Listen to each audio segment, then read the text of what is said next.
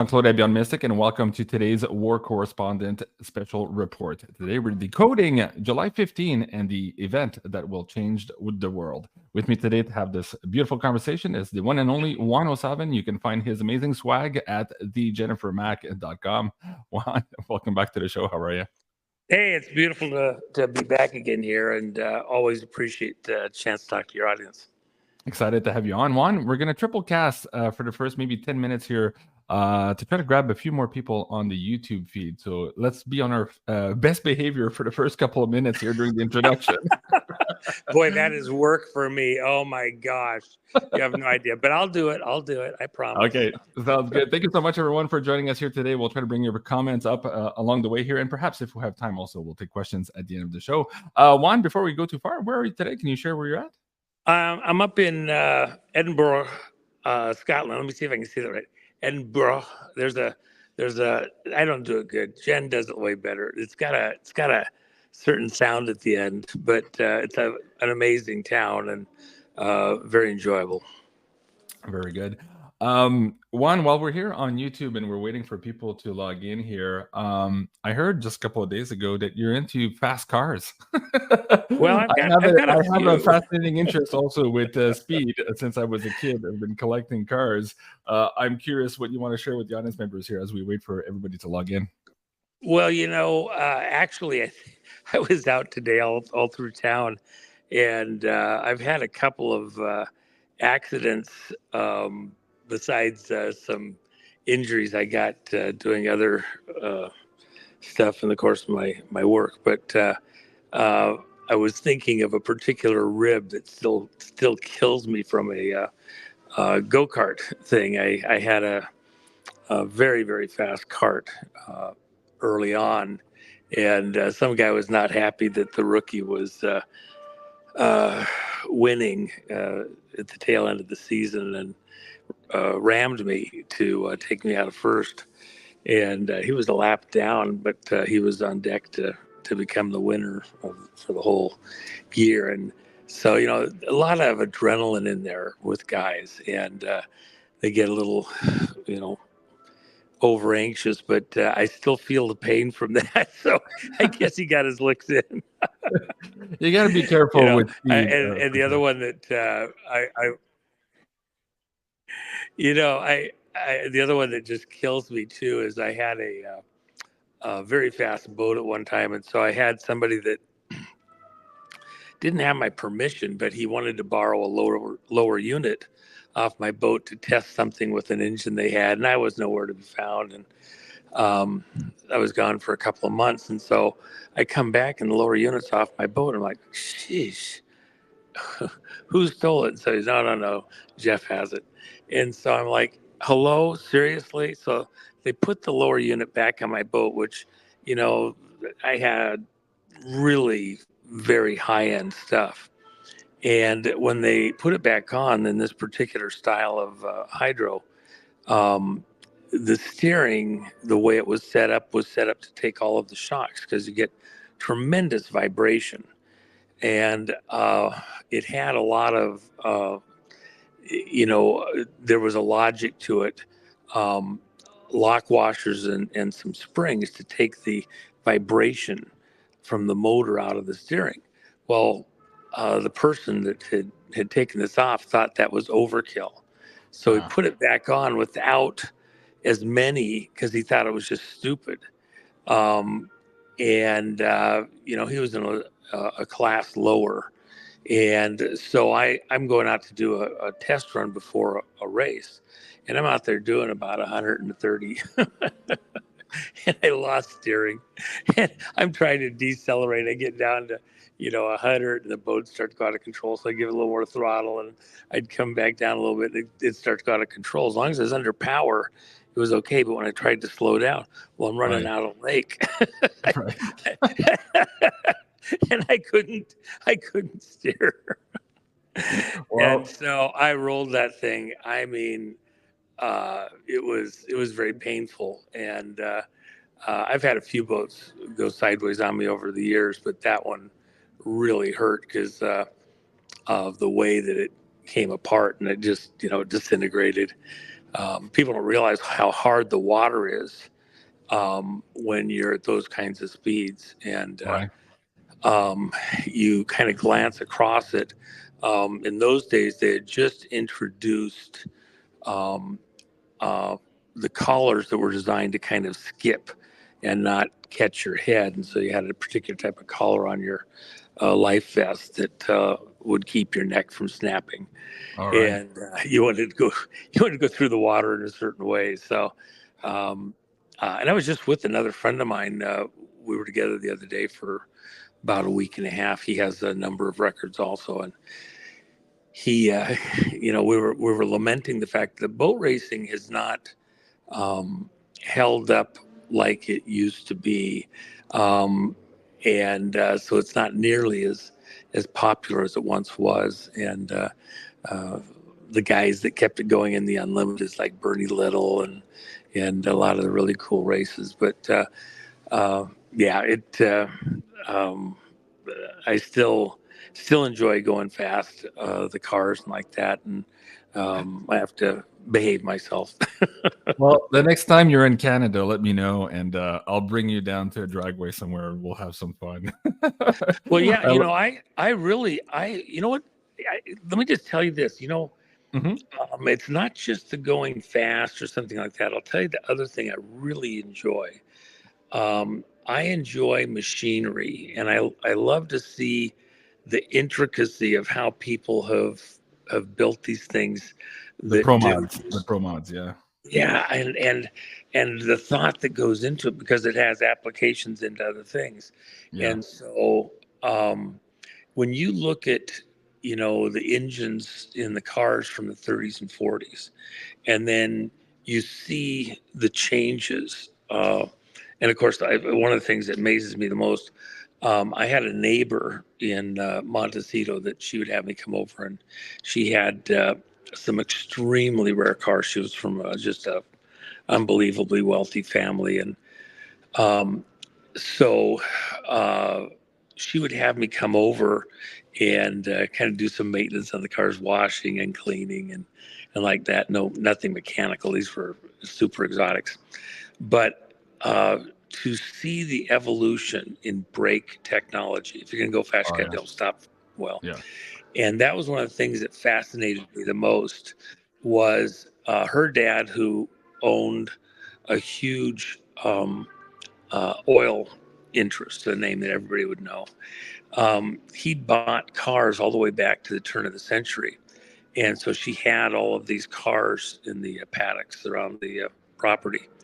And I mean, cars that today, some of those cars would be worth, tens of millions of dollars. Wow. And but what the dad was the most interested in, here he was, owned, these huge fuel processing systems and like that, and yet the thing that he found the most interesting was the evolution of brakes and brake technology. And so I kind of caught some of that. And he was one of the guys that came up with the design for the first disc brakes. Hmm. Here you'd think a guy that's into fuel and things like that, it'd be carburetors or generators or Right. any thousand other things.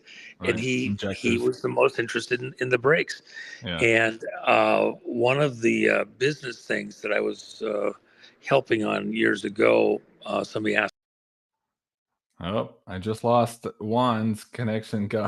Hold on a second here.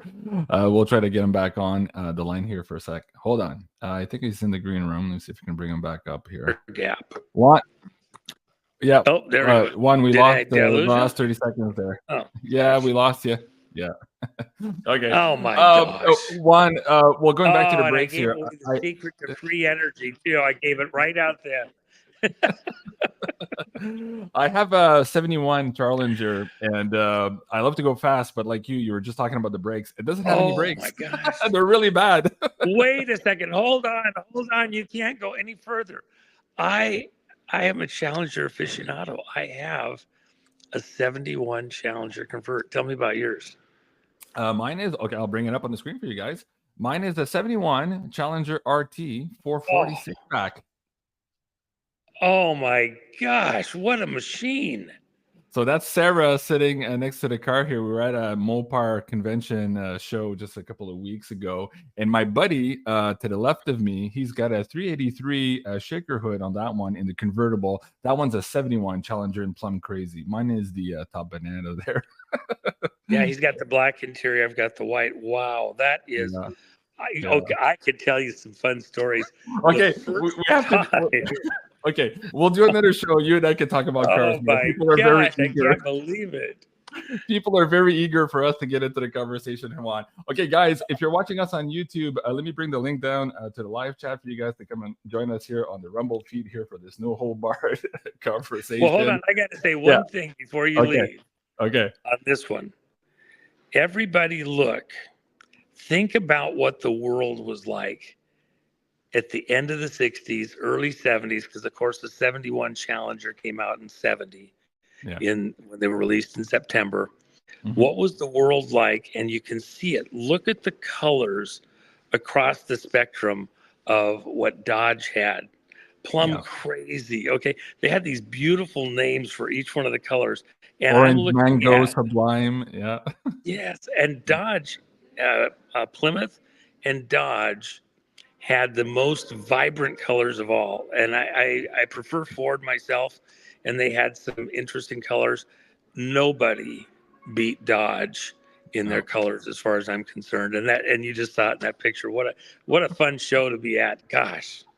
That's Sarah there again too. We were going on this I think this was a fundraiser for prostate cancer a couple of months ago. We were doing this big ride along here close to the Seaway, the St. Lawrence seaboard. Anyways, good times. We'll have another show. You and I will talk about some cars. I'll show you some cool videos. Yeah, we should have some fun. Oh my gosh. I'll show you some videos of me racing here at the Napierville Dragway at some point too. We'll have some fun with that. All right, guys, let me bring the link down to the chat one more time here in YouTube. If you guys want to come and join us on Rumble, now's the time. So let me just remove the Rumble feed. Yes, and remove. There you go. And just to double check, you guys are all here still on Rumble. Yes, there you go. Okay, thank you so much again, guys, and thank you for waiting there. We want to get a few more people here from the YouTube feed to come and join us here for this conversation on Rumble.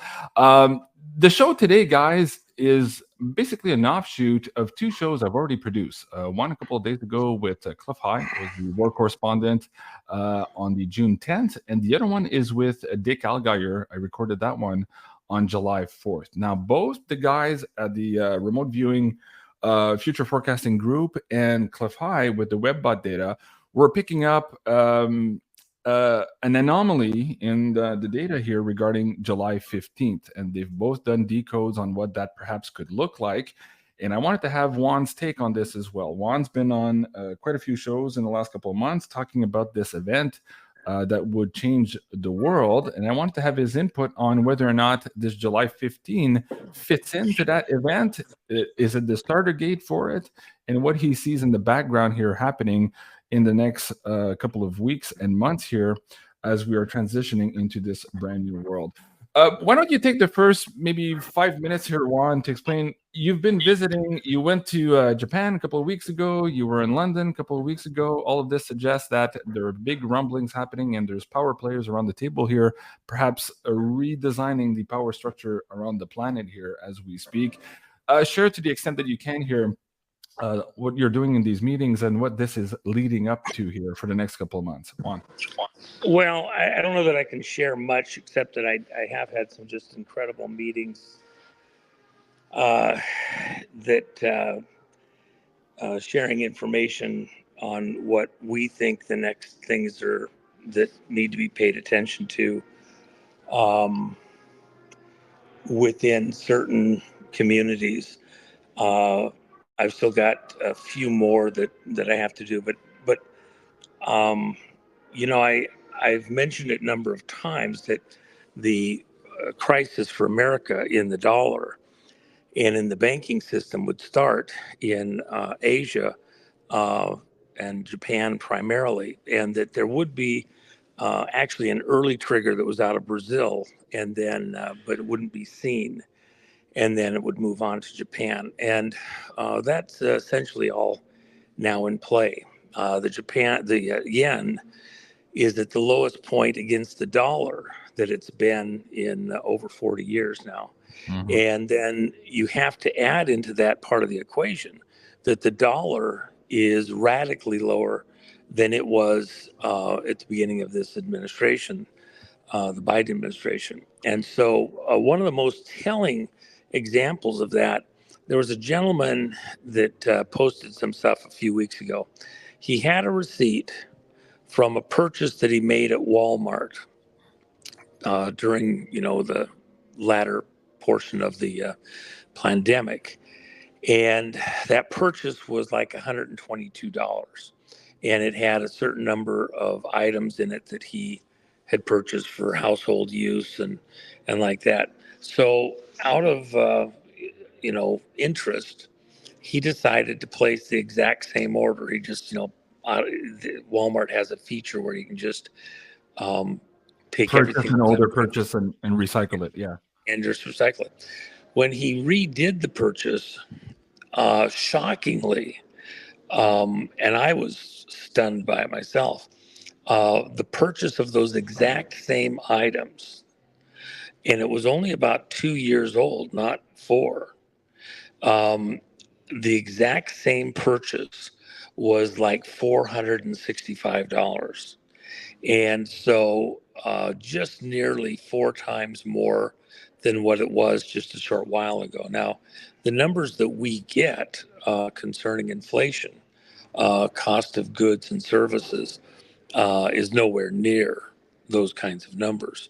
But perhaps that's a much more accurate number in some ways than whatever the published government numbers are, because certainly, cost of everything has gone up radically. And if you remember back to the 2007-8 banking crisis and monetary crisis during the Obama administration, the primary thing that triggered the collapse was fuel prices went extremely low, and people were amazed at how far down the fuel prices went. Then they just flipped, and they went way, way, way high the following year, and that broke this real estate flip market, and started the collapse of the being able to flip houses and things like that with ever increasing prices. People using their property like a bank teller, ATM, and just taking profits out of the properties on the flips. And this is kind of a similar situation. The reason Japan's so important, it has very, very low interest rates. And it only takes a minor up in the interest rates to have very severe damage in their economy. And then Japan is tied into the rest of the Asian markets, and China. Well, China is getting hit hard for similar reasons as the dollar would. Japan's yen crisis is, spreading out across multiple markets, including the dollar and others. And so China this last week had 40 banks just vaporize. And here in the West, in the US, we have a number of Japanese banks that are actually protected within our Federal Reserve system. And if they have a problem, we will emergency give them money out of the banking system, protect them from collapse. Why is that? Because Japan is our closest trading partner to the U.S. Our economies are very, very intricately tied together. When we went after the Soviet Union and collapsed the ruble in the late 80s and early 90s, Japan was the area that the primary purchases were done through that made the difference. There was a lot of early work that was done with the German mark and German banking system, but it was more cumbersome, it was more difficult, and it was a little too close to home. So the Asian markets were way more utilitarian for the purposes that we were involved in.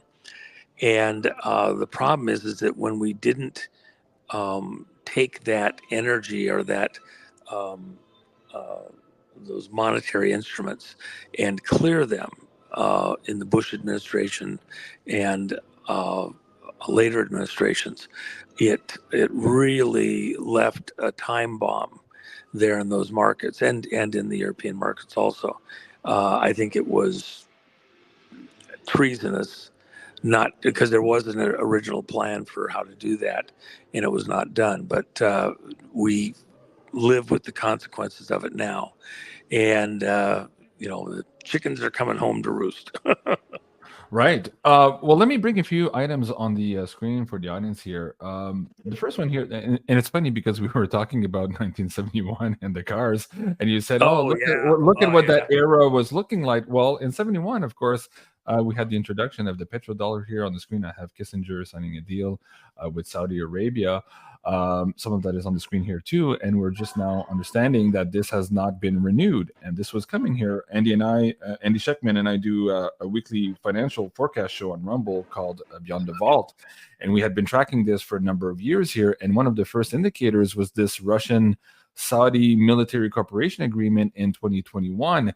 Ostensibly supplanting perhaps that agreement that was made in 71, but we hadn't yet talked about the backing of the dollar. Here we're just talking about the protection and military aspect of it. But apparently now the Saudis are not renewing this agreement. So it brings us to a whole new world here moving forward. They just kind of put the heat, so to speak, on the G7 here. Let me see if we can bring up that article as well. The Saudis were I guess threatening the G7 here with respect to these asset forfeitures from Russia, and that if they were going to use that to give that to Ukraine, that they would sell euro bonds. So we're seeing here a big tectonic move in our financial system. Even though the mainstream news is not reporting on this in a big way, it seems that the players at the tables here are very much engaged into some negotiations. Now, the question is for everybody watching the show, what does it mean for them? One. So on one hand, you talked about the inflation. We see that. We've seen the death of the dollar here. We haven't had the funeral yet, but we've definitely seen the death of its purchasing power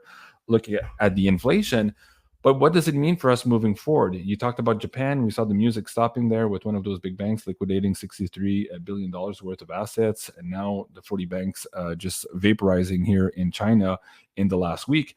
What does it mean for the rest of the world here as this continues down the line here in this snowball effect while these giant players here are renegotiating the power map? Let's try to untangle that a little bit here moving forward. What does it mean for us? Juan, are you still there? I muted because I had a little bit of music going in the background. I wanted to get that out of the okay. There you go. Out of there. I apologize.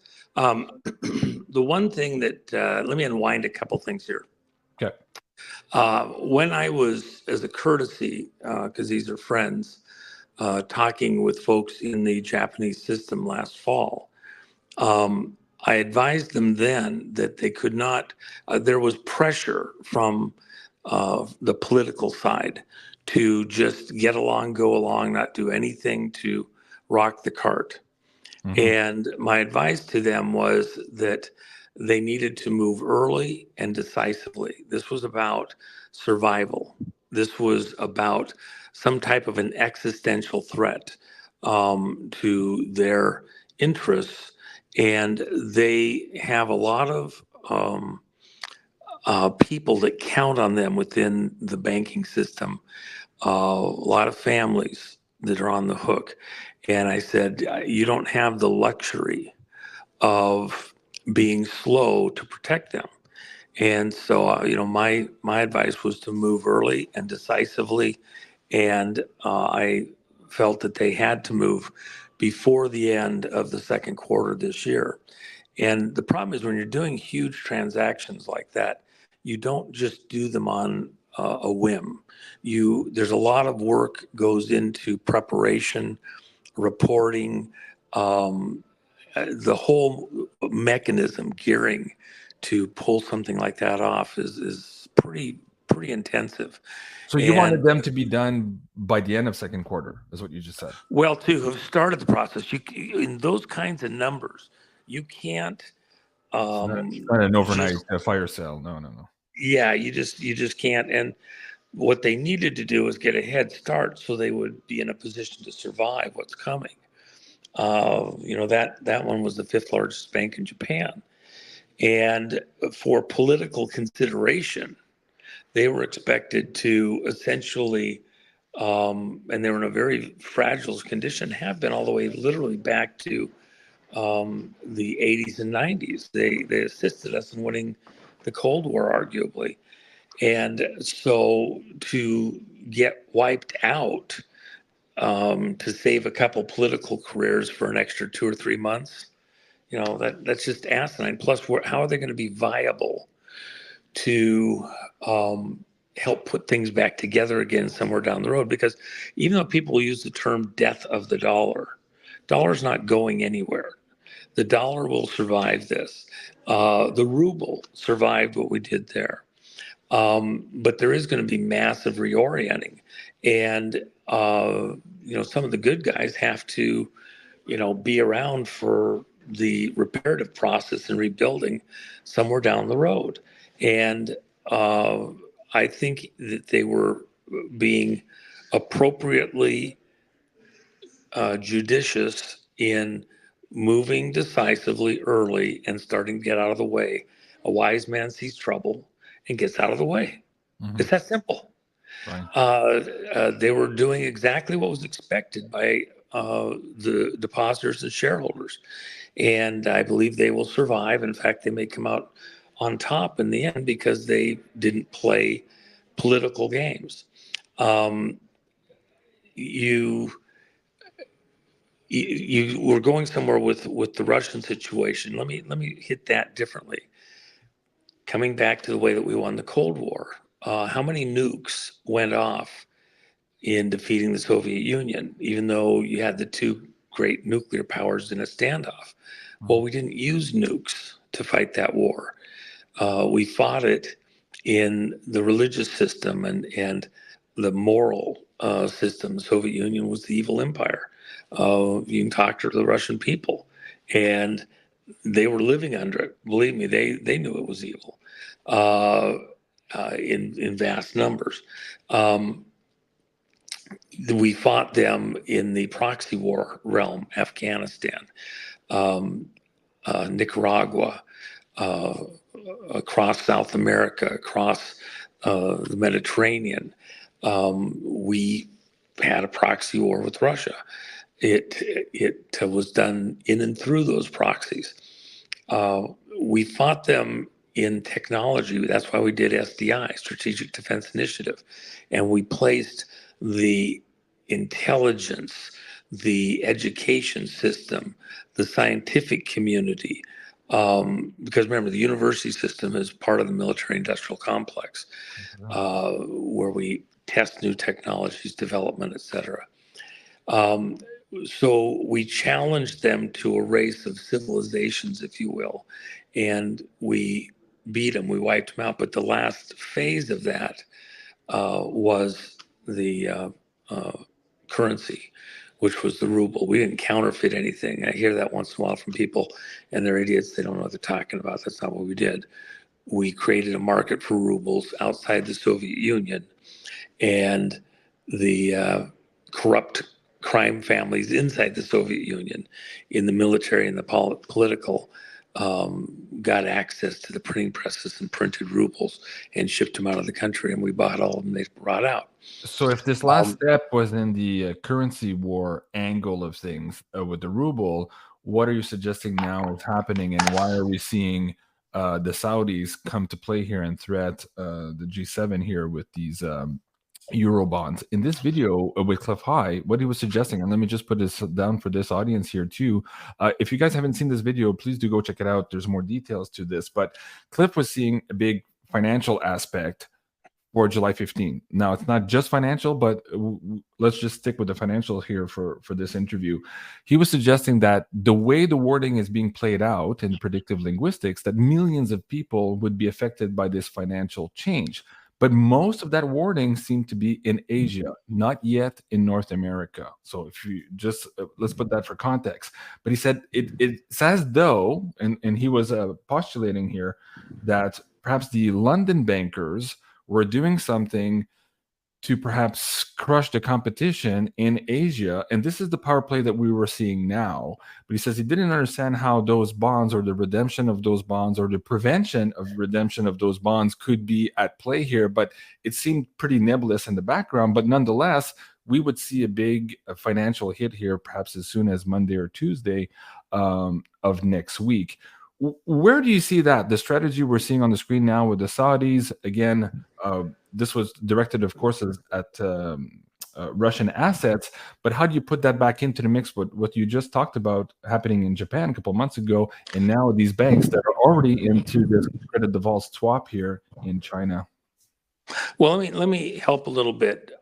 When the Asian market collapse happened in the mid 90s, I had predicted that privately and also publicly 5 and 6 years in advance to the hour of the day.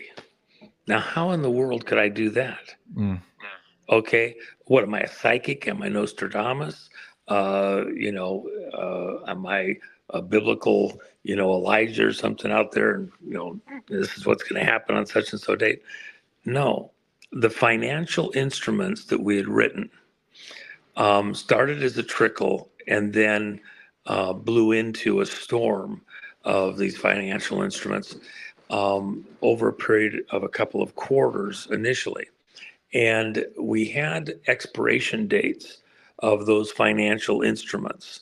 And there was a number of different types. And so, it's not just bonds.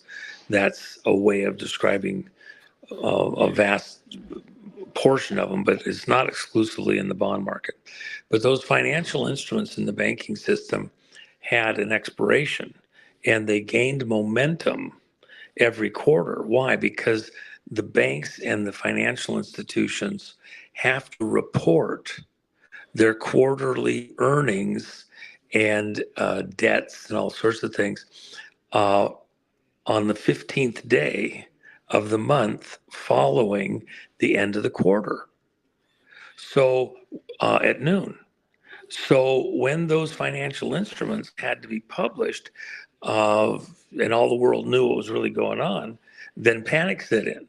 Of course, behind the scenes, there was plenty of people that knew what would be about to be presented. But for the most part, it's, if a financial institution knowingly leaks that information, people can literally go to jail. So, so here you're talking about marking to market for the general public at large on these expiration days here. Well, right. And so all I'm saying, when Cliff sees July 15th, and remember, if I understand it correctly, and I've, Cliff and I communicate, and I have a lot of respect for what Cliff's doing. He's monitoring the conversations at some base level within the internet, okay? And they're looking for keywords, dates, and things like that. So they're seeing something in the broader consciousness. It might be global, it might be certain categories, parents, taxpayers, political, whatever, that they monitor. And they're seeing that there's some kind of a choke point where the same dates are being communicated by people.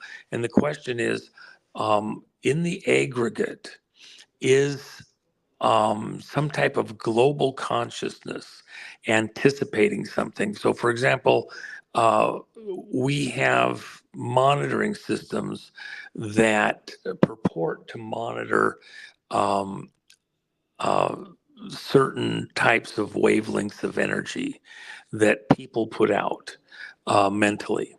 And these monitor around the globe. At the time that we were looking at this years ago, we had 39 of them. They only reported 37 publicly. They were eggs, and they were just supposedly monitoring some type of, global consciousness, if you will. In the day before Princess Diana died in the car accident, they began to show some type of activity. It was the first real time that there was some broad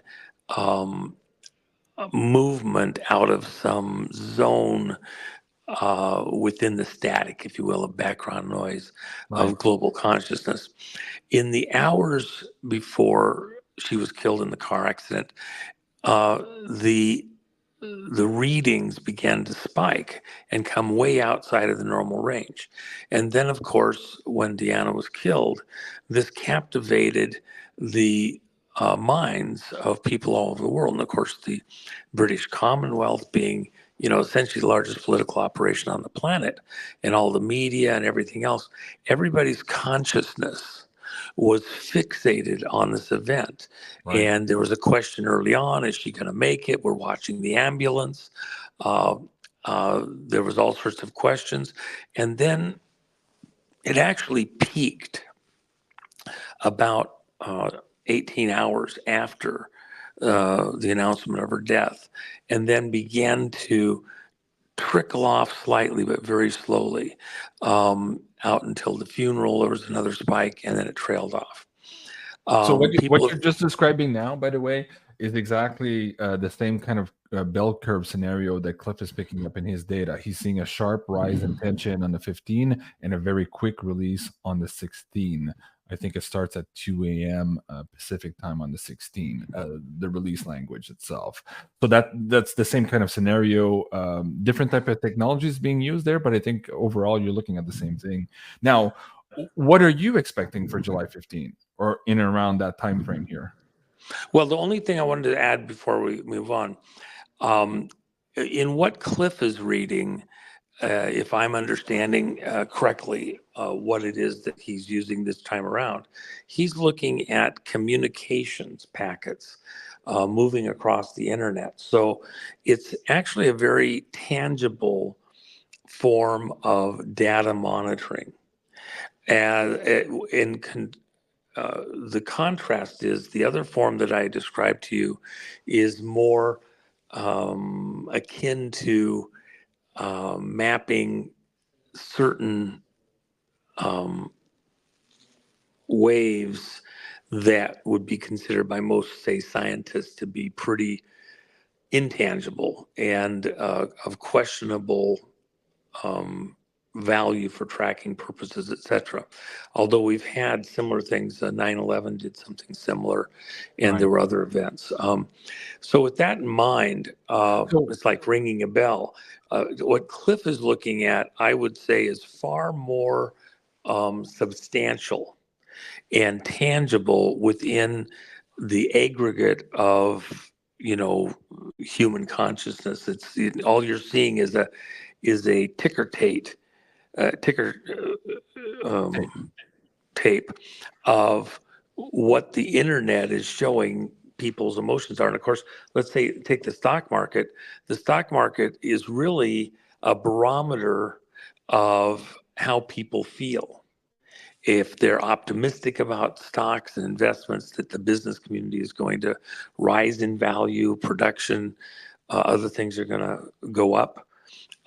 Because it's leveraging the future, that companies are going to make more money and there's going to be more profit, and we're going to do well, or whether the future is dark and prices are going to go down, less money is going to be available. It's just a barometer of emotion, very real barometer of broader human emotion.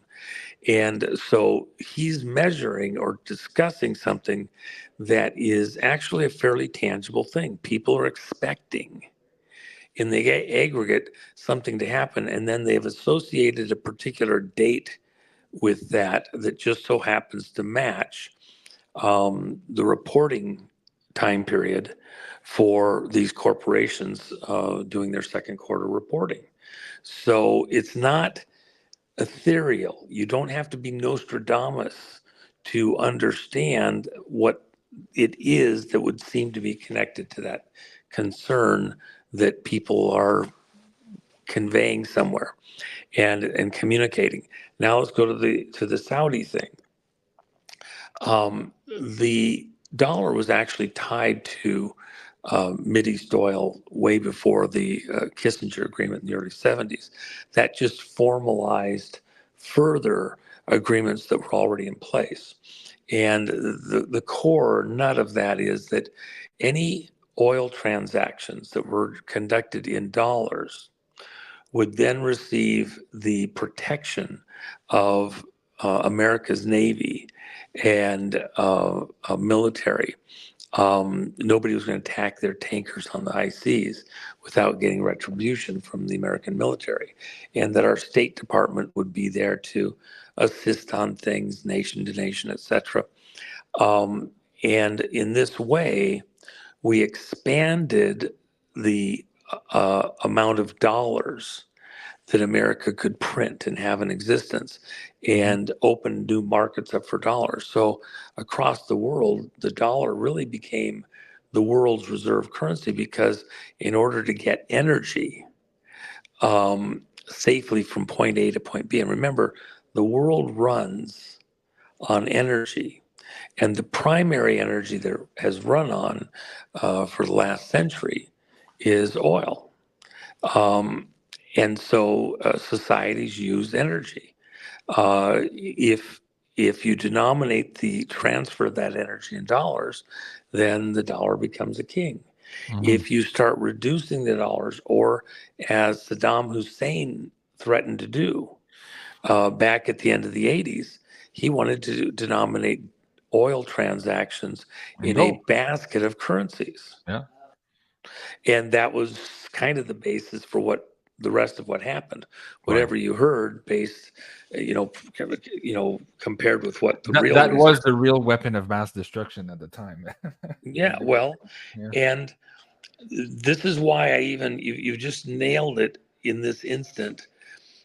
At this moment in time, Russia is getting their heads beat in by the United States and Western powers through NATO. The damage to Russia and the Russian people. Look, they've got 100,000 soldiers dead. 100,000 dead soldiers. Billions and billions and billions and billions of dollars in resources and armament destroyed so far in this dust up with the Ukrainians. Is Russia going to nuke America or Canada for that matter, or England? They've threatened to, London's pretty easy to target. They can throw an A-bomb into London in a heartbeat, and that takes care of that problem. But is that the most efficient, effective way to fight a war? We did not destroy and win the Cold War when we destroyed the Soviet Union with a nuke. We did it with these other points of engagement, and the final one was to attack the ruble. They've learned from that experience. We have a president here, puppeteered by others, but he said just recently that he authorized the use of American weapons that had been sold or given to Ukraine against targets inside of Russia. And recently, so you have a situation where, yes, and so Putin is taking a page from the Cold War handbook. Is he going to engage America directly on our strength? Or is he going to engage us by other means that will be, ultimately less expensive for them and harder for us to combat? Of course, he's learned from what we did. Right. And so they're taking a page out of the Cold War handbook, and they're going to attack America on multiple things. Look, even I talk about it, these biolabs, 54 of them that were in Ukraine, where they were doing genetic testing and development of weapons that would attack the genetics of Slavic people, like the James Bond movie. It's just crazy, and that was being done in Ukraine. You had 12 CIA bases. Now they admit it. We had talked about it, a decade ago as it was being more fully deployed for getting this orange revolution going to take on Russia through Ukraine. And you have to understand, at the end of the Cold War, the agreement was that NATO would not move 1 inch east towards Russia. The Ukraine would be kind of a no man's land as far as any kind of weapons and things like that. And we wouldn't threaten Russia. And Russia, in return, would develop peaceful ways of trading with the West, which what they had to trade with was oil and gas. So they created the pipelines and started shipping oil and gas into Western Europe and Central Europe so that they could, do trade and get goods, give something to Europe that Europe needed, and take stuff back from Europe that Russia needed. In this asinine, insane, total bullshit war that's been developing, they've blown up the pipelines. Only a portion of it now comes through. You've killed hundreds and hundreds of thousands of people, maimed hundreds and hundreds, probably million or more people. And to what end? You're going to invade Russia? You're going to choke it off from existing or working the West? They were doing exactly what we asked them to do. So Russia, Putin, and the people around him have had to make decisions. Do we attack NATO on its strength? No. Militarily? Does that make sense? Are we going to attack them some other way that they're less able to defend themselves? If we got beat on the ruble, let's just do it to the other side. So they're attacking commerce. They're attacking things where we're vulnerable. Arguably, the Baltimore Bridge was an attack in that vein. And by the way, it was tens and tens of times more expensive in the American financial networks when the Baltimore Bridge collapse happened than 9/11. Think about that. Yeah, that's okay. Crazy. So, well, what did they? We were blowing up bridges over there, giving the Ukrainians the means to blow up bridges in Russia. They had a little tit for tat. Look, what's fair for the goose is fair for the gander. And so Russia is taking moves that are very hard for us to counter. We live in a glass house here in the West. Canada's in the same boat. And there's a certain, I would say, insanity to what's going on here. It lacks logic. It doesn't exist in what's going on here. So going back to July 15th, I understand where you're going with this, that Russia is, taking a page from the playbook of the States here, and we're looking at this kind of currency war, tit for tat in the background. I wanted to add this also to the context. This was on the news a couple of weeks ago, de-dollarization bombshell, the coming of BRICS plus decentralized monetary ecosystem. And if I scroll down to the page here, they're proposing the introduction of what they call the unit for September of this year, where it would be backed 40% by gold and 60% with a basket of currencies from the BRICS. Now, if that were to occur by September, you just mentioned earlier that people needed to start making moves here and perhaps even finish by the second quarter. You would need to compete with that at some point. So either you would bring up your game to compete with this, or you would try to take these people out of the game completely. Is that what we're seeing right now in China with what's happening with the banks? And how does that translate then to what we're seeing here happening for July 15 and trying to navigate all of this? Juan. Well, part of the thing you have to keep in mind, let's use the Chinese government as an example.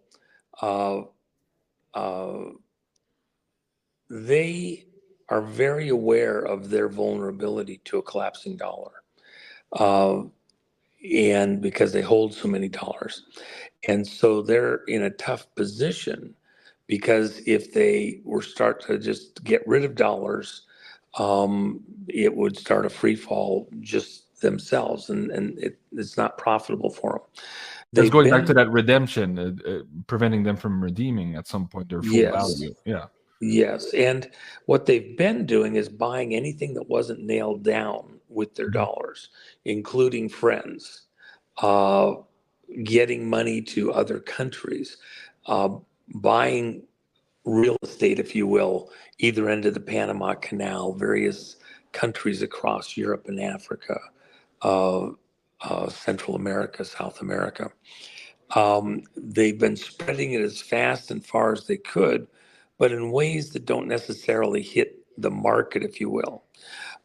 But let me kind of get a principle across for some of your listeners, just to think about when um, when the ruble collapsed. What caused the ruble to collapse? The mechanism that was in play was we created a market for rubles. The Russian economy, the Soviet economy, was a closed economy. You couldn't legally take um, um, rubles outside the Soviet Union and trade them. And so the Russian people were barred from that. Mhm. President Reagan signed a finding that allowed us to buy them if they became available outside the Soviet Union. And we did, but we never went in to get them. And we never, uh, counterfeited them or something like that. They're all genuine rubles. And it'd be like certain companies, they have dealer agreements. I'm thinking of a certain sunglass company who uh, they would sell dealers large quantities of glasses, and then they had to promise not to sell them for less than a certain price, and they could only sell them directly. They couldn't sell them to other people, you know, for a little over their wholesale or something like that. But dealers from time to time would get in there, they'd get, a huge shipment of the glasses, and instead of trying to sell them through a store and get the full markup and all that, they just get, 7, 8, 10% markup, sell them all, literally the next day to some other dealer group, and then they'd sell them outside the dealer network, 15, 20% less than what other dealers could sell for and undermine the market. So they had a division within that company that would go out and take away the right to be a dealer to anybody that did that. And they did certain agreements, even with large retail groups, not to undermine them. Um, in in international law, and US law, they could not be barred from selling glasses if you bought those glasses at a discount from some dealer that violated the dealer agreement for that company and you came into the ownership of that property. You couldn't be prosecuted. You couldn't be sued. The agreement was with their dealer and that company.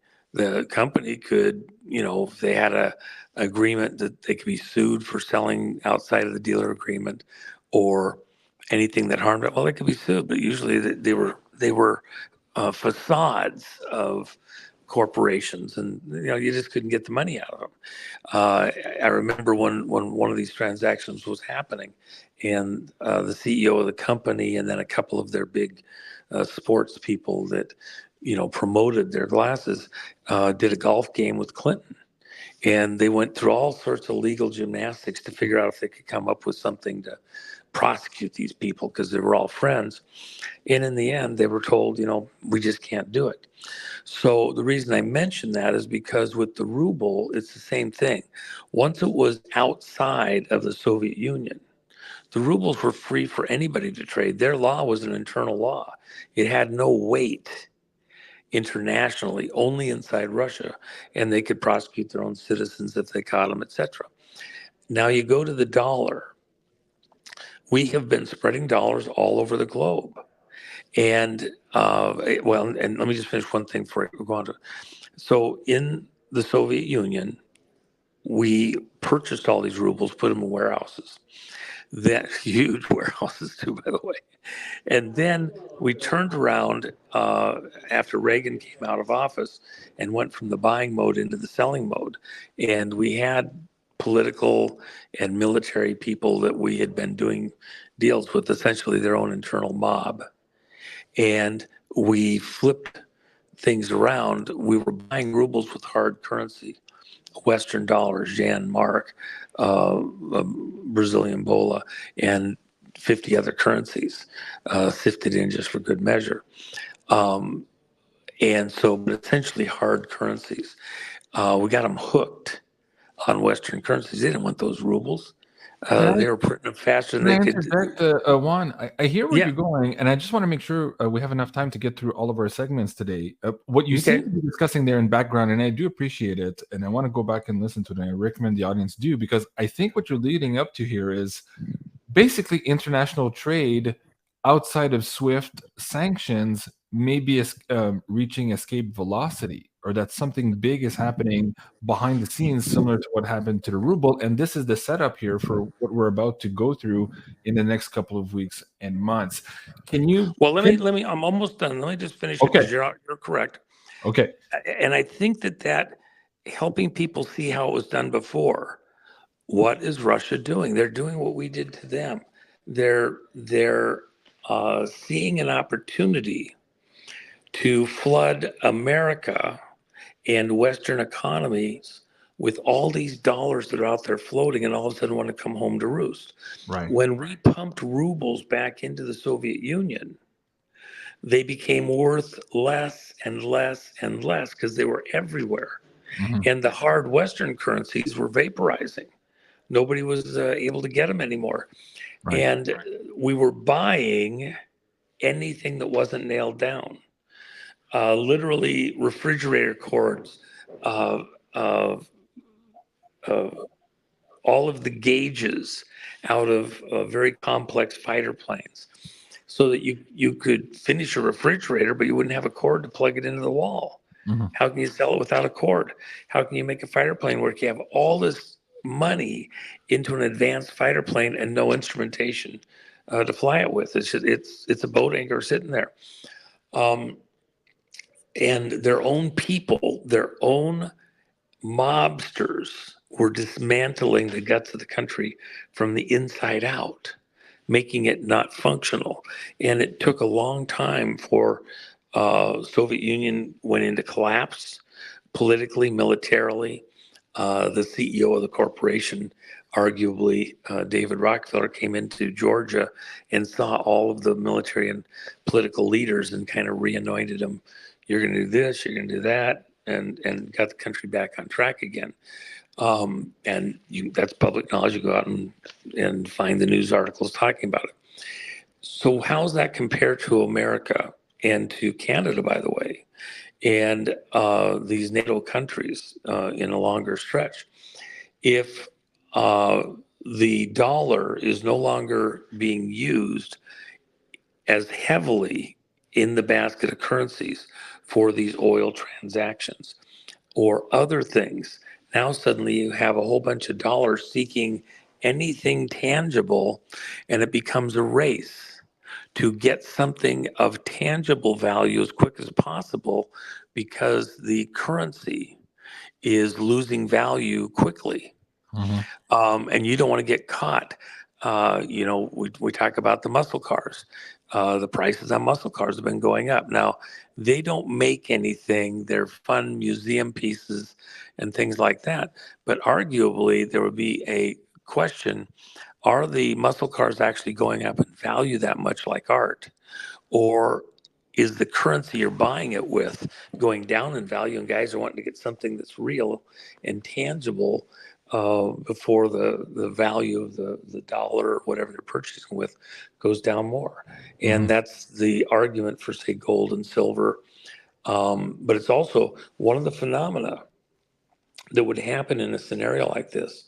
If you look at the stock market, the stock market plateaued where I said it would. I picked the number that the stock market would peak at on the New York Exchange in the 90s. It wasn't that I was Nostradamus. I just happened to know what the codes were that were in place that were being done. And in fact, the market has been there right in that zone within just a few hundred points for, most of this administration. But a breakout occurred a few weeks ago that showed that the ceiling was soft, and it could go much higher before it actually has a collapse. Why would that be? Because just like gold or silver bars, the stock market represents buildings, um, machines, patents, uh, huge volumes of personnel, things that are hard to replace. If the economy starts to go wonky, will some of the businesses go out of business that make certain things? And actually, the companies that still have assets that are functional become worth even more while you're waiting to turn America back on again. And so it's quite probable that in the midst of a dollar collapse, you're going to see the stock market go up significantly, and before it actually goes into some kind of a free We're fall. getting into the crack of boom scenario. That's interesting. You mentioned that. I also noticed this last week that the Warren Buffett indicator was peaking here. We're just 1 point away from the last all-time high here, suggesting that extra high overvaluations on the market here is about to be corrected. You mentioned gold and silver. You mentioned gold, actually, not silver, but let me bring this up too. I saw the Netherlands just a couple of weeks ago invite reporters to one of their Dutch army bases, basically to look at these gold bars here, suggesting that they were getting ready to reintroduce a gold-backed standard. So on one hand, we have the BRICS introducing the units ostensibly in September with the 40% backing. Here we have the Netherlands, and we have many, many countries over the last number of years repatriating their gold. So as you're telling the story about Russia here buying everything that's not nailed to the floor, is that what people should be doing here also with their dollars here as everything is coming home to roost? Juan.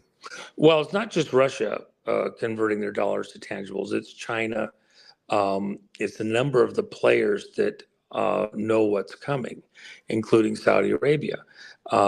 They don't want dollars that are going down in value rapidly being the sole measure of the value of their oil resource. So a basket of currencies makes more sense with them. Plus, it gives them leverage into these other economies within that BRICS operation.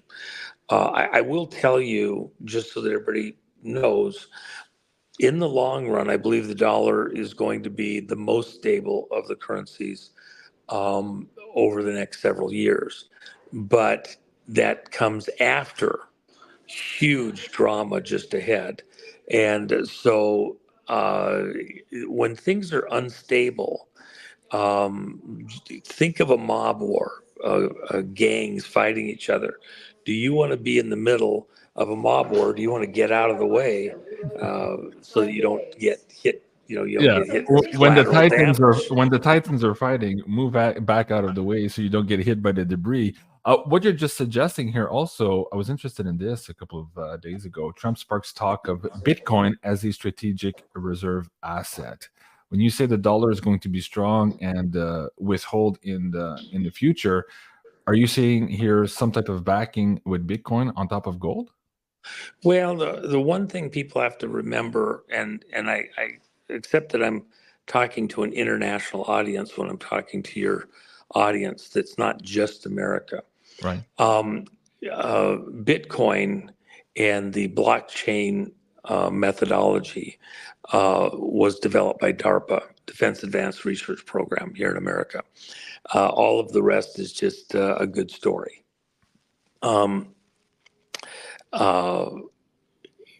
it was put together, introduced, built out within that. And had Hillary won, the Bitcoin probably right now would be at about $3 million. And the dollar would be, very, very nearly, relatively worthless. We went through that scenario, you and I, in the last interview, and I want to be very specific with our time here today. But moving forward, this is a new announcement here with Trump using Bitcoin as a strategic asset. Well, the reason that I say that, here's the problem. Yeah. The motion, the energy in play is so great that be you Trump or anybody else, you can't fight some of that energy. You have to kind of join it, right, in order to control its direction.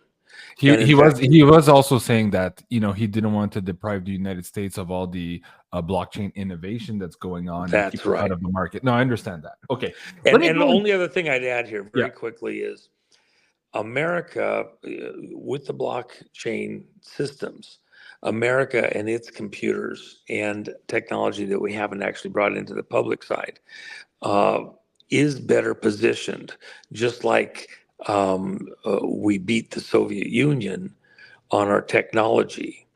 If you're going to get into blockchain trading, and we're competing in this global market with the banks out of the City of London, the 1 square mile, and with other countries within the BRICS technology, the reality is if you want to have that war, it may be a little bit all over the map getting started, but in the end, we're best positioned to own that turf. So betting against America and its technology, good old American innovation. You're on the wrong side of that. So, but what I would say is this: while it's in a precarious moment, that's why you kind of go with the tried and true and tested. If you have silver or gold, you have a basis for what's going to spike, and then you can go into the more productive things a little further in. But it's a little early to guarantee that you're picking the right horse in this horse race. And that's so a good the strategy. Thank you for that. Yeah, that's a very good strategy. We've talked about that quite a few times on the show, and at some point here, we're going to be able to dip back in when we see, because we're going to see like maybe 90% of these cryptocurrencies go by the wayside. So a lot of people are going to be shocked by all of that. So if you want to be on the safer side, as Juan is saying, maybe get into some physical in the time being as you see these fights unfold, because we're going to see the fight between the CBDCs and those decentralized cryptocurrencies as well. Well, and the only other thing I'd add, and we talked about it before, but it bears repeating, what will happen is the best funded and more broadly traded, and then the technologies that work within banking and economic transactions best, they'll be the leaders, but a lot of these other ones won't vaporize. They'll be absorbed in and merged to more powerful ones.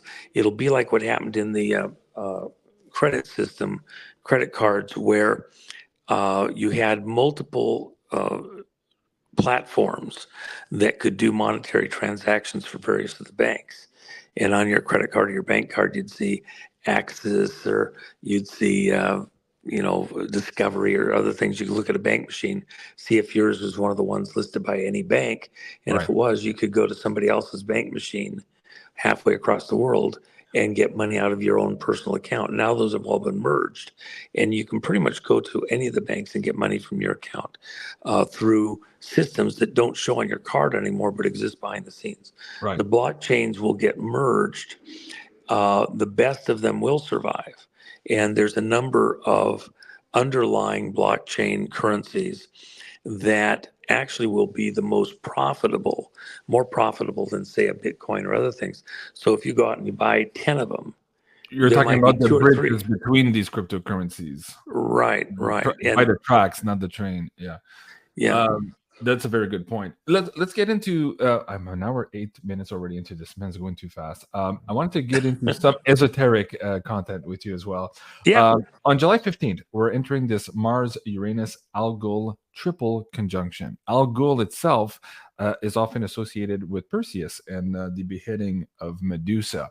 Now, in the context of the global cabal, the Medusa, the many heads there of the snake on the head, Very indicative here. And also some of these alignments suggest that there could be some big fated changes in the financial system. So I go back to both Dick Allgaier in his remote viewing about the death of the dollar, the transfer of power, some type of crisis happening behind the scenes, as well as Cliff High looking at a lot of data coming out of millions of people being affected here on a financial scale, mostly in the East right now in Chinese literature. That's what was coming up in the linguistics.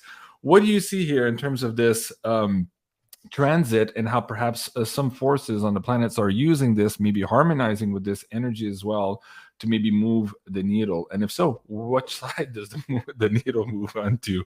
Juan, I know that's complicated. No. Let me just answer this. Let me do one quick thing before I answer that. Okay. I am a Christian. I look at Scripture and life from that perspective. And so for other Christians that may be listening to this wondering, well, how am I answering this? Because I'm not a fan of, for example, Janine and I have talked in it from a collegial kind of a level. We're friends and we discuss some of these things. We're not adversarial about it, but I'm not a person that believes that. Juan, we just lost you. I think you muted yourself. Oh, sorry. I had a call that was trying to get in. Order my life through mysticism or spirit things. But that said, if you look in the Bible and Scripture, there's a number of events that were marked with celestial things in the stars. Yeah. One of them being the birth of Christ. Yeah. You had the wise men from the east that saw something in the stars, in the planets, that they saw a star rising in an area of the sky that they attributed to the Jews, and believed that a king had been born, and they came just based on what the stars told them to give a great fortune of wealth to this new king as ambassadors. And that event was all seen and forecast in the stars. So when you talk about celestial alignments and things like that, there is a certain value to it. I don't order my life by it, but I do recognize that many of these things are accompanied that way. In fact, the idea of comets announcing the rise and falls of kings or empires. And we saw numerous leaders, including Nixon, all go out of power during a comet passing. So there is things like that that do occur, and they parallel events in the physical world. That said, I do. Let me just add one to that. Just one to that scenario. Pluto the Destroyer in our ARB right now this year is very similar to where it was in 1776. So if you look at the Bastille and you look at the French Revolution, the removal of the monarchs, the redistribution, or at least the attempt of retribution of wealth and civil liberties, we're in that same type of astrological alignments now. So going back to this Medusa's head. Well, and by the way. Yeah. Let's hold there for a second. At the same time that America was having a revolutionary war with England, France was going into some kind of internal convulsions, and you had the guillotine being used on everybody. Yep. So you can have events that mean different things to different groups, and but still have some. In other words, there's a theme, but it might be different based on your location and political persuasion. Right, and so when you think of history of nations and people, it's like a river. It's constrained. The banks are time itself, and yet some nations are rising and gaining greater influence within that river, and others are disappearing and fading out and becoming less influential. And so there's a kind of a confluence that occurs. Nothing happens in a vacuum. If America is under attack, other countries are becoming more weighted and powerful, a la the BRICS thing. Does it stay that way? Is it a rock in the stream? Everything's going around it, but the water's still going somewhere. There's this flow of time. And what's it look like on the other side? That's more what I believe we're actually looking at here, that as we get through this choke point, there's some kind of a rock that's been thrown in the stream. And there's, you can have a smooth flowing river. Somebody throws a great big rock in the middle of it. And now the water has to condense and all fight to get around the rock here and fight to get around the rock there. So velocity changes, the turbulence, the depth, if it's constrained by the banks. We're at that kind of a moment in time. And the far side of it, I think, smooths out a bit for a period of time. But we're coming into an era where ultimately we'll get some peace on the far side of this after the great turmoil that's coming with the election here in America, or the failure to have an election on time, and then the legal ramifications, the payback, the justice that's coming in the American system. While the rest of the world is watching, Right. America is going through this incredible choke point. But the background in the picture with Ukraine, with Israel, with Iran, stuff going on in other parts of the world, they'll all be affected by that because they're going to get caught up in some of that turbulence. And then we're going to get a period of relative stability and peace. And then once everything is kind of reoriented and reset, it's like the difference, or that period of time from the First World War to the Second World War. You had the Roaring '20s. You had some relative peace. Innovation boom also. Yes, and then all of a sudden it starts to come out because the issues aren't actually going to get fully resolved. The monsters aren't fully going to be eliminated. If you get rid of some of them in the American system, you still have other problems all across the world. And now you got to go out and try to get those stabilized too. And unfortunately, I think the road ahead leads to Armageddon. Well, it's like in France also. After the guillotines, they didn't solve all the problems that night. They had another 10 years of darkness after that, trying to reboot the system and try different things and still persecute those that needed to be persecuted and all of this. Can we just plot that maybe before we go? We're in our, I brought this up earlier because I thought that was a funny meme, but Baghdad Bob moment right now. Everything's fine. He's sharp as a tack. Don't worry.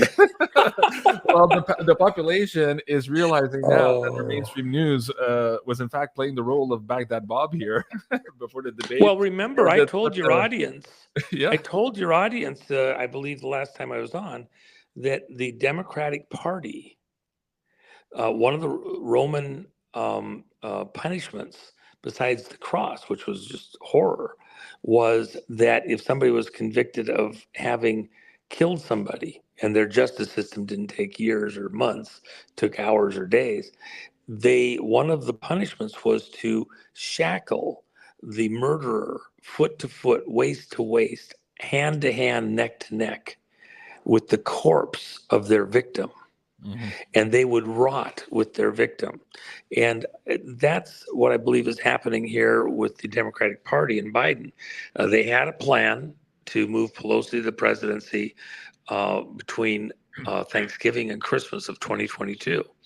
And I've talked about that. I won't repeat it again now. They failed, specifically because of the Brunson case in the Supreme Court, because Nancy and the Democrats had a plan to pack the court as retaliation for the Roe versus Wade decision. And whatever your opinion is on that, I'm just telling you what the mechanics were.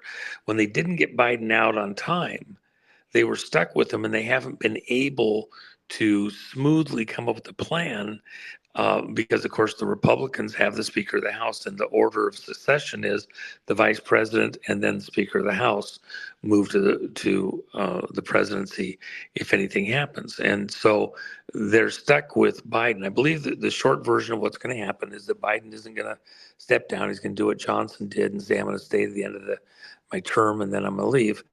we'll get to the election, and some were either just before or just after the election. I think their plan is just after, and God himself may reach in and do something beforehand and screw with their plans.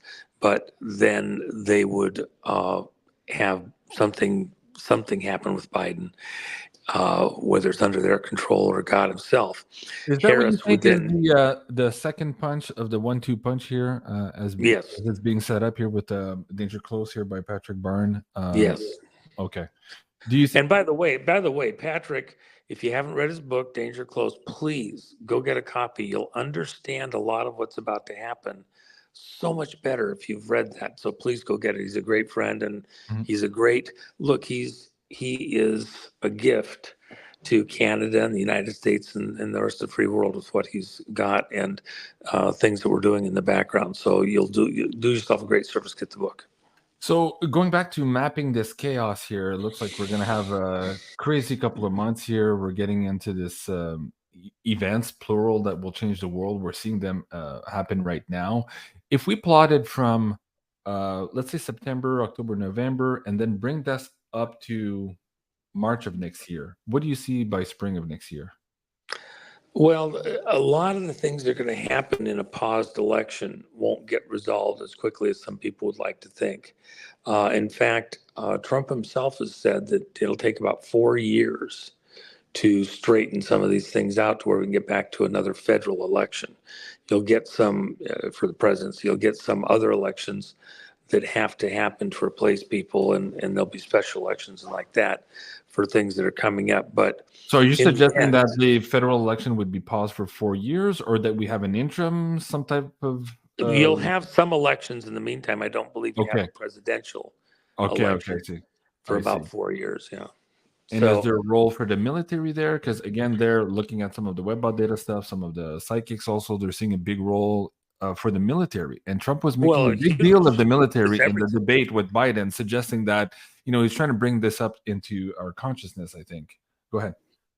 Well, I think people have to have it dialed in as an option. Look, an act of war occurred not just against the United States. There's 71 countries who had their elections messed with and have leadership, not just presidents or prime ministers, but down the ballot, senators and representatives and mayors that were put there through fraud. And the groups that were doing that are globalist in nature, primarily being done from places like Venezuela, with Cuban intelligence officers supervising, Serbia, with other NATO intelligence associates involved, Canada, where Chinese intelligence people were working with Serbian nationals to control the elections inside the United States. Imagine that. You and I were talking about Toronto the last time you were on the show. Yeah. That's right. And And so we're with still that having in this mind, big debate. We're still having this big debate here in Canada. The RCMP and the government is still very reluctant to put forward the names of those 12 or so MPs that are involved with this foreign interference. But I believe it connects back to this election. yes. How crazy is that going to be for? Well, but the reason I mention that, and it's Yeah. worth mentioning again, if you don't understand that that is an act of war, you don't understand you can't police. You can't correct using policing law, which is aimed internally into a country. You Right. can't go after those kinds of attacks using policing law that's aimed internally. You have to use law of war manual and international law to go after the monsters who have done such a thing, because these are acts of war. The world has been thrust into a world war by another means to take over countries and their budgets, by the way. All the, you're being taxed, and your money is going for what? It's not going for your retirement, it's going for somebody else's retirement. It's going for somebody else's military. It's going for somebody else to use a military to do their wishes, to rearrange the pieces on the board according to their liking, their families, their benefit and gain. And that's an act of war against the peoples of these various countries. So when you come back, it'll start with America, because a lot of the players have gotten into positions of power in America. They're going to have to be taken out. There's a principle from a religious side, from a Christian side, justice begins in the house of God. Okay, if the priests and ministers in the holy places, the temple, those kind of locations are misbehaving, God deals with them first, and then he goes out and deals with the rest of the government and politics and all that. There's some head down aspect of what has to be done here in America. And even from the military side, Biden's a puppet. Putin told you Biden's a puppet. He's not running Washington, D.C. He's not running America. It's not Obama. You don't even know the name of the person running America, puppeteering Biden. Biden said the other day, I take my orders from the CIC. I'm like, aren't you the CIC? He actually admitted he's not the CIC. I mean, it's all in there for everybody to see. It's absolutely crazy. It's crazy. Well, it's actually SCS. But the reason I mention that is because Trump is being puppeteered also. I'm a huge fan of President Trump and the America First MAGA stuff, and pretty intricately involved in a lot of those things. But Trump himself said he was invited to run. Yeah. Who invited him to run? 200 generals. You're in a far more wartime militarized environment than you fully realize right now. Intelligence agencies all over the world are having a huge battle behind the scenes. And for the purposes of civility, look, it's like a mob war. You live in a city, maybe you don't have any association with the mob, you don't directly know, but there's a casino shootout or fire, there's a sporting goods store that gets burned down. There's an unusual robbery or jewelry somewhere, wonky land deals are going, but you're taking your kids to soccer, you're picking them up at school, you're going to the grocery store, yet you're living in a war zone and you just haven't fully come to grips with it. But sometimes it erupts to such a level on your street, in your house, in your business, where you can't ignore it anymore. And that's what I'm telling you, that literally you have mobs, globalista, that are having a huge war all around us. And it's becoming so strong and flamboyant that you can't ignore it anymore, because you can't let your kid go to soccer practice. You can't let your kid ride the bike down to the grocery store, because they might be, a casualty in a war that has broken out into the streets and become much more tangible and real. And that's what's about to happen. The United States and Canada, Australia, New Zealand, on the far side of this, will be closer than ever before for various societal logistical reasons. Japan, one of our huge allies, is going to become even closer to America on the way through this, and to Canada. So we have lines are going to be drawn in new ways. We're going to have to work together to be together to get through this. This isn't the end of the world. It's not Armageddon. I think that's the biggest thing, that if I wanted to leave a message with everybody here in the closing minutes, it would be, this isn't the end of the world. So you operate accordingly. You don't go hide out in the bunker. You don't sell everything you have to the walls and get cat food and think you're going to be an island and survive this that way. This isn't that kind of war, but you do get closer to home. You make sure you know who your enemies or your friends are, your enemies. You stay a little closer to home. You make sure you kind of cross the T's and dot the I's, so that you can go through the storm. You batten down the hatches so your ship doesn't get swamped. and the pirates don't get control of the bridge and drive you onto the rocks or something. We're going to get through this, but you're going to get it because you stay level-headed and you don't lose perspective. And the military in the background is actually a very good thing. And those are our neighbors. Those are people that have our mutual interests in mind. Their families are on the line too. There's some bad guys in there. There's a whole bunch of good guys. Enjoy the show. Enjoy the show indeed. Well, and I say that because at a certain level, how can you, there's a lot of stuff you can't do anything about. Right. And you just got, when you see the stuff with Biden and Harris and all that, at some level, it's like it's MASH humor. Yeah. You got to kind of laugh at it in the midst of staying viable. It's a protective mechanism that allows you to stay functional, seeing some of the humor in some of the stuff, even though in some things there is no humor to be found, but we do find, some moments of repose. You're like, oh my gosh, can this really be? But that's a form of sanity, recognizing the insanity. You're still sane enough to recognize how insane some of what's going on truly is, and the people saying that this is normal, it's okay, and everything else.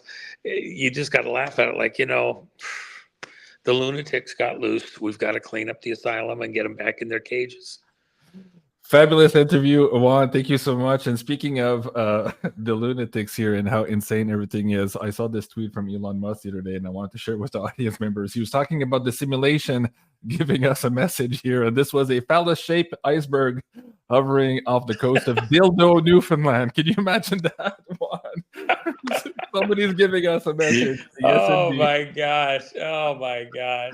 Hey guys, if you want to check it out on your way out, go to thejennifermaca.com. You can get some Magador silver coins there as well. And if you're looking at getting more gold and silver in your own possession, you can do so here at beyondmystic.net/silver. There you'll find these specials here given to the Beyond Mystic audience by Miles Franklin, including these junk $50 here back in stock at $2.50 over a spot. Thank you so much, Juan, for being on the show, man. Great conversation. Beautiful. Always enjoy it. Thank you today. Thank you very much. Thank you. Please remember to like, share, and subscribe, folks, and leave us a message below. And please stay tuned for the show tomorrow. I'm going to have Kerry Cassidy on. We're going to look at this triple conjunction here with Al Ghul and some more decodes here of July 15th with Kerry Cassidy. And, of course, astrologer Meg Moonbeam. That's going to be at 2 p.m. Eastern tomorrow. Thank you so much, everyone, for watching. Have a great day, and we'll see you soon. Au revoir.